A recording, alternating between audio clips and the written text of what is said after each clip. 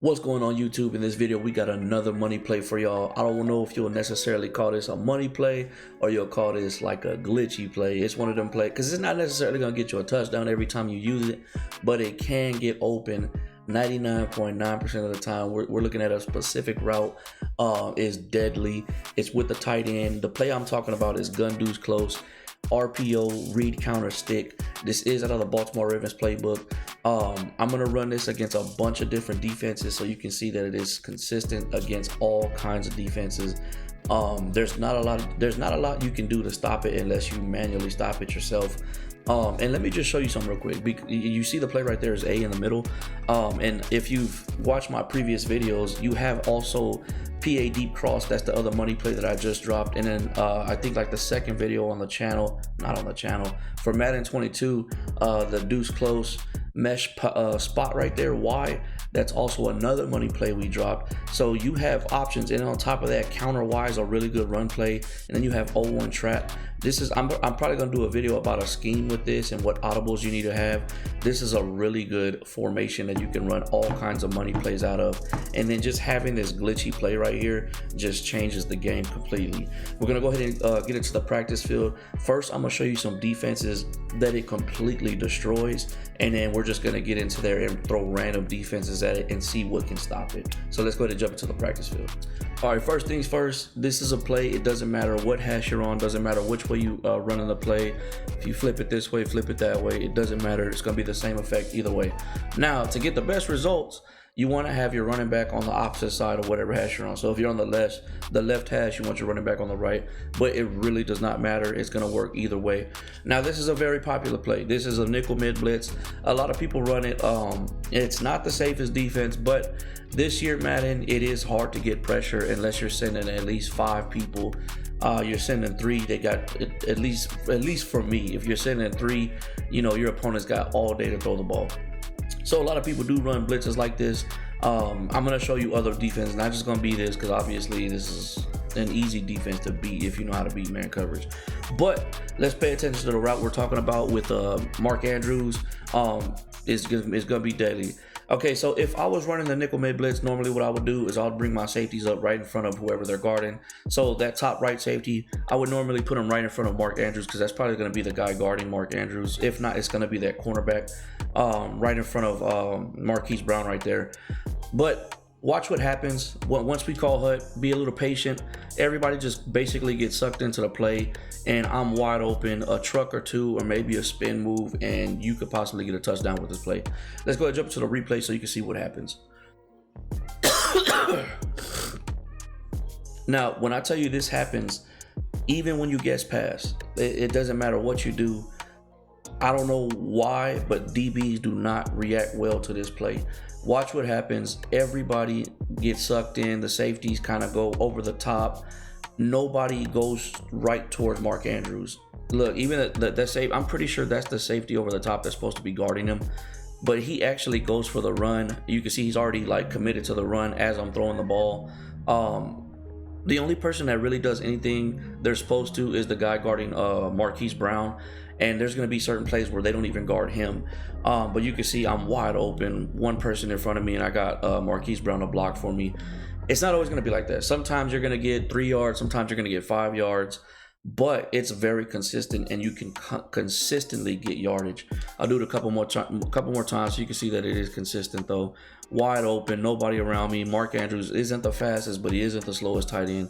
We're running one more time, and then we'll jump into some different defenses. But it's crazy how they make everybody commit to the run, and the run play is actually really good. Like if you find yourself in a position where they're dropping everybody back, they guess pass, they got 3 guys blitzing, and you decide to hand the ball off, this run play is deadly because it's a counter run out of the shotgun, and you can do some work with it.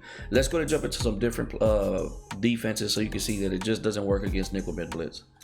All right, this is gonna be a dime normal. I have a DB on Mark Andrews now. This is man coverage with 2 safeties over the top. Very popular defense. People run this type of defense out of all kinds of formations. I just picked it out of the dime because that's what the Bengals had. But same thing, the DB's not gonna know what to do. He's gonna settle down. He's gonna, he's gonna get stuck. He doesn't know if he's supposed to go for the run or if he's supposed to go guard Mark Andrews. Mind you, even if you guess pass, it's gonna be the same result. Watch what happens right there. He got completely sucked into the play. And this is this isn't like no nickel mid blitz. This is an actual, a pass man defense with 2 safeties over the top. Same results. You can see that cornerback that's supposed to be guarding Mark Andrews is just nowhere to be found. Then it's just, I got a DB and a safety, or a cornerback and a safety in front of me, and I'm still getting, a solid 10 to 15 yards.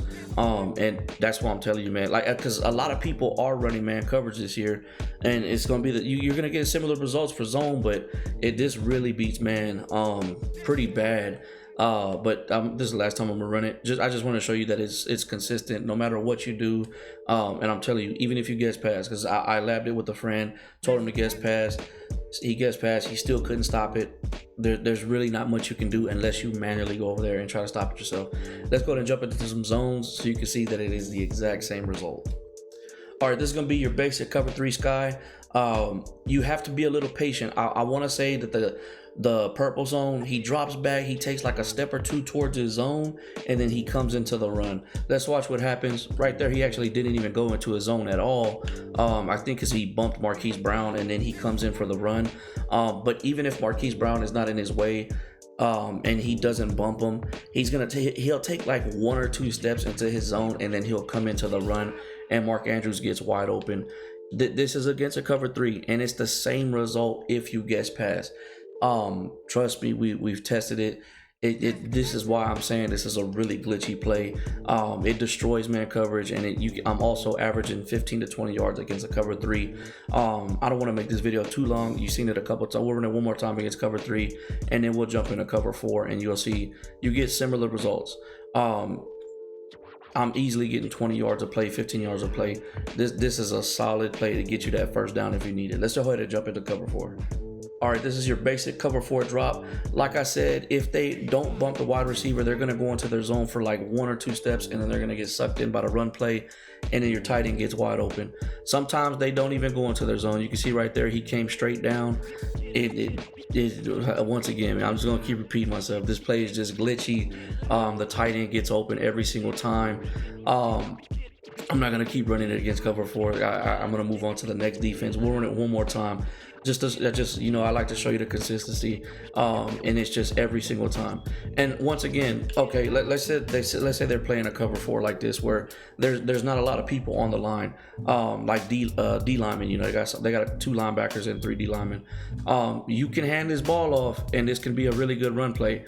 I'm not really focused on trying to make it a good run play, but if you see a defense where you have the opportunity to run the ball, especially if they're guessing pass because you hit them with a couple of money plays, I guarantee you run that ball, you'll get you some solid yardage. Let's go ahead and jump into cover 2.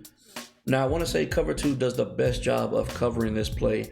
The cornerback does kind of stay in his zone. You can still get the ball off to your tight end, but the better person to throw to against cover 2 a lot of times is going to be Marquise Brown, which is going to be the B receiver. And once again, if you have that opportunity to run the ball, run it. But I'm going to run the play against cover 2. Watch what happens. See, that time he actually committed to Marquise Brown on that one. Different cover 2s are going to react different. I'm telling you this because I want you to know, if they're in cover 2, there is times where they're going to play Mark Andrews instead of Marquise Brown.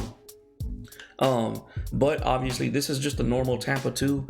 He's committing to Marquise Brown, so I'm able to get the ball off to Mark Andrews. Now, like I said, I'm not gonna go look for the cover 2 that specifically guards Mark Andrews, but there will be times where the cover 2 he won't be completely on him. You'll still be able to get the ball off, but you might get like 2 or 3 yards because he's gonna make the tackle almost instantly once he catches the ball. But you'll see what I'm talking about if you run into it, where Marquise Brown is the one that actually gets open, because they're committing more towards Mark Andrews. But right here, for some reason, it's a regular Tampa 2. He's actually committing to Marquise Brown. So just be aware of that. That's going to be it for this play. I threw every defense you could think of, at this play. We threw, nickel mid blitz, cover 2 man, cover 3, cover 4, cover 2.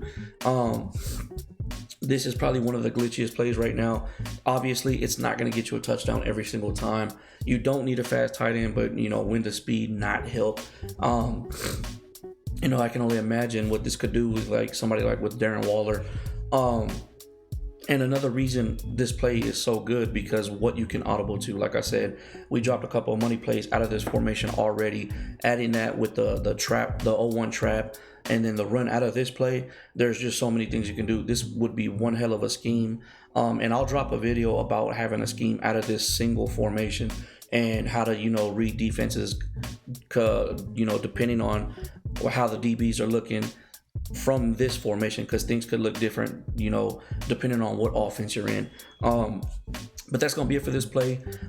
Give it a shot, man. This play can definitely get you a first down. Don't overdo it though. Don't be one of those guys that just runs it and runs it and runs it. Mix it in, throw some money plays in there, run the ball, throw your opponent off. But it's a really good play if you need that first down, or you're just coming out on your first play and you want to throw them off and then run a money play. That's a smart thing you can do. But like I said, go ahead and give it a shot, man. It's been giving me a lot of success against online users. And I've been getting some first downs with it. With all that being said, man, hey, we hit 700 subs. I appreciate all y'all that hit that sub button. All y'all that be liking the videos, coming through in the comments. Hey, it means a lot, man. That's that motivation to keep making these videos for y'all. With all that being said, go ahead, like, comment, subscribe. Let's get it.